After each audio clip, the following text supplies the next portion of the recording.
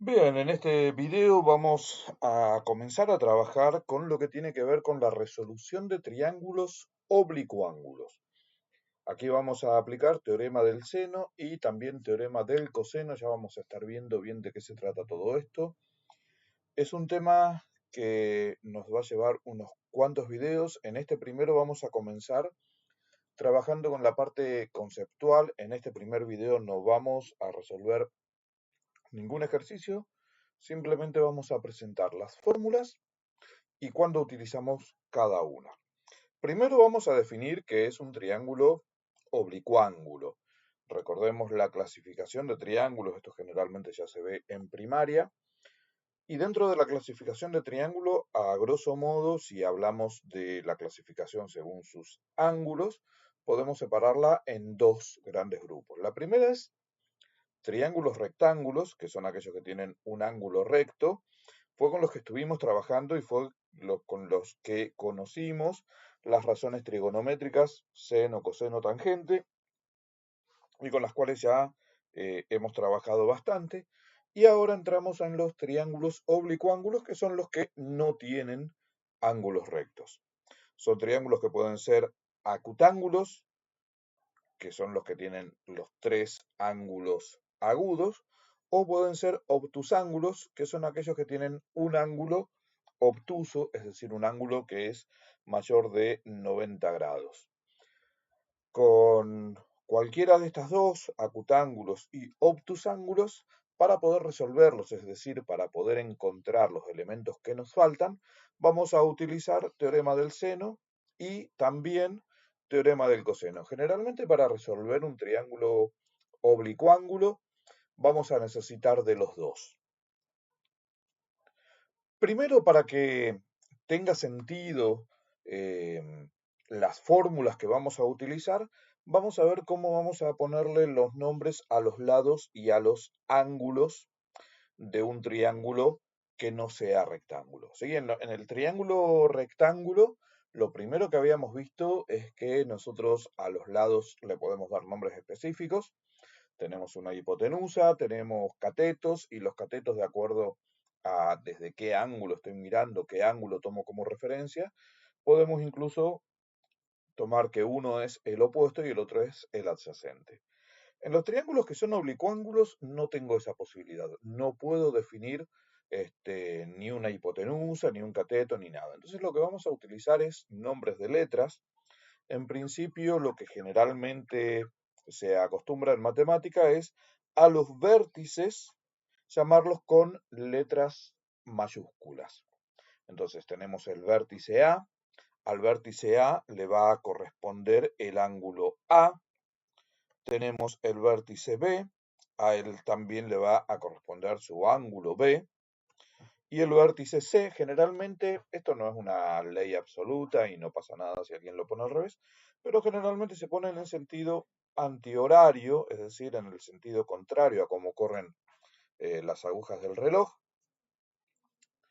Y a los lados, lo que se acostumbra a hacer, una forma es llamarlo con el nombre de los vértices, donde empieza y donde termina. Por ejemplo, este lado lo podríamos llamar el lado CB, el lado AC, pero a nosotros para esto nos va a quedar mucho más cómodo utilizar otra forma que se utiliza mucho en matemática también, que es llamar a cada lado con el nombre del ángulo y del vértice que está opuesto a él. Es decir, yo tengo este que es el vértice A, que se corresponde también con el ángulo A. Entonces, enfrente tengo este lado que vamos a llamarlo A minúscula. Este es B minúscula porque está enfrente de B mayúscula. Y por supuesto, si acá tengo C mayúscula, este de acá va a ser C minúscula.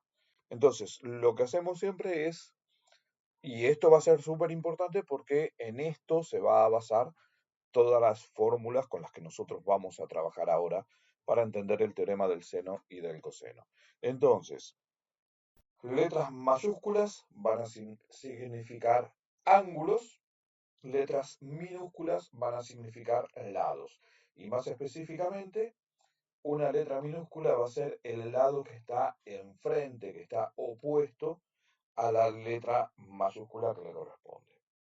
Vamos a conocer entonces qué es lo que dice el teorema del seno. El teorema del seno tiene que ver con proporciones. Y lo que me dice es que cada lado es proporcional al seno de su ángulo opuesto. Entonces se ve así. Tengo esa triple igualdad que me dice que lo que mida el lado A dividido el seno del ángulo A es igual a lo que mida el lado B dividido el seno del ángulo B y es igual a lo que mida el lado C dividido el seno del ángulo C.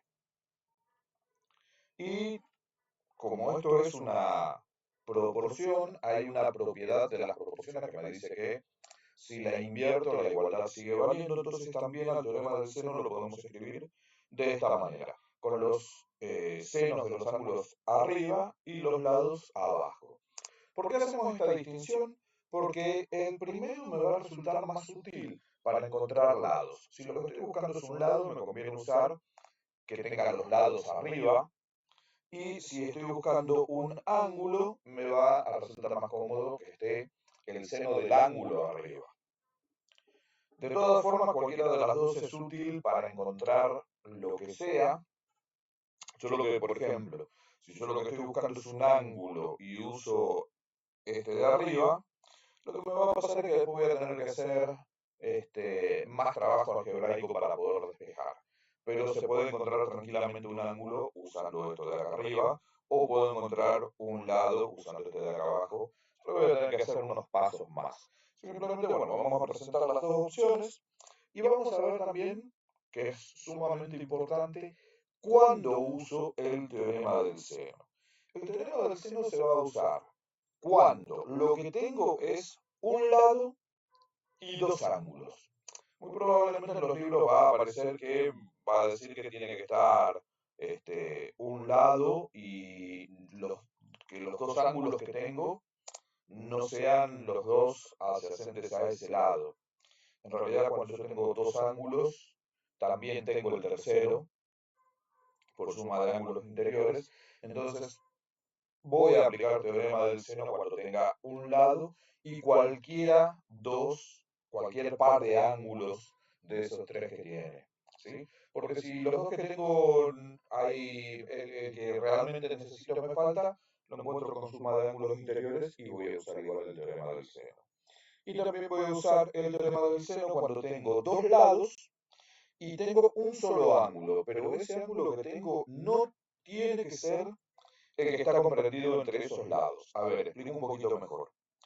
Si tengo el lado B y tengo el lado C y tengo un ángulo más, ese ángulo tiene que ser o este de acá o este de acá. No puedo tener el ángulo A, que es el que está comprendido entre los dos lados que tengo. Cuando me pase eso, bueno, voy a usar el otro. Ya lo vamos a ver. Vamos entonces con el teorema del coseno. El teorema del coseno, en realidad tengo tres versiones diferentes para encontrar los tres lados. Después vamos a ir viendo que la construcción de cada uno de estos es muy similar y con que nosotros entendamos la lógica de cómo, de cómo se escribe eso, las tres son básicamente la misma. Pero si lo que estoy buscando es el lado A, tengo que A al cuadrado es igual a lo que mide el lado B elevado al cuadrado más lo que mide el lado C elevado al cuadrado. Fíjense que hasta acá, si tacho esto, lo que tengo es muy parecido, sumamente parecido al teorema de Pitágoras. Solo que acá, como no tengo un ángulo recto, no puedo hablar de el teorema de Pitágoras tal como nosotros lo conocemos porque no tengo catetos y no tengo hipotenusa. Entonces, esto se termina de redondear con esto. Menos 2, siempre va a aparecer este menos 2, multiplicado por los dos lados que tengo, B y C, por el coseno de, fíjense, el ángulo que se llama exactamente igual que el lado que estoy buscando. ¿Sí? Entonces, si yo lo que voy a buscar es el lado B, lo que vamos a tener es B elevado al cuadrado igual a los otros dos lados elevados al cuadrado y sumándose entre sí, menos 2 que va a aparecer siempre, multiplicado por los otros dos lados, por el coseno del ángulo que es el opuesto a este lado que estoy buscando. Y si lo que voy a buscar es C, si lo que voy a buscar es el lado C, pues va a aparecer C al cuadrado, B y A sumándose al cuadrado, después un menos 2 multiplicado por B y por A, y también multiplicado por el coseno del ángulo C. ¿Lo vemos? Ahí está. ¿Cuándo vamos a usar el teorema del coseno? Bueno, lo vamos a usar cuando tengo los tres lados y busco un ángulo. Para eso vamos a necesitar también otra fórmula que la vamos a ver más adelante o que la podemos después despejar directamente de esto mismo. Es decir, tengo dos opciones. Una de despejarla acá con A, B y C y expresarla como fórmula. Y la otra opción es cuando llegue el momento reemplazaré A, B y C, que son los lados que los voy a tener, reemplazaré acá por A, B, C, B, C y encontraré el ángulo A haciendo todos los despejes necesarios. Son dos formas de trabajar que cualquiera de las dos son igualmente efectivas.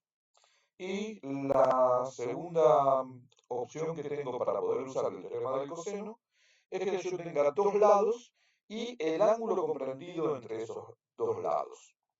Por ejemplo, si tengo BC, tengo el lado B, tengo el lado C, el ángulo que tengo que tener es el ángulo A, que es el que está entre ellos dos.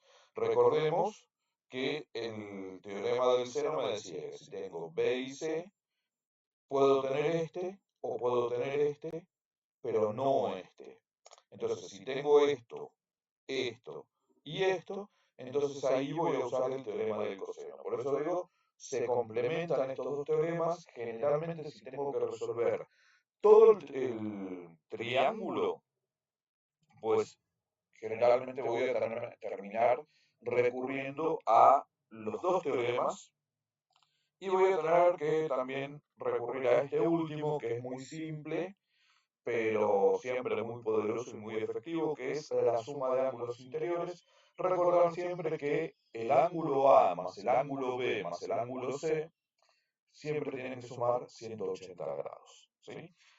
En los próximos videos vamos a ir trabajando en seguramente los primeros en encontrar solamente algún lado, eh, después más adelante en ir resolviendo triángulos,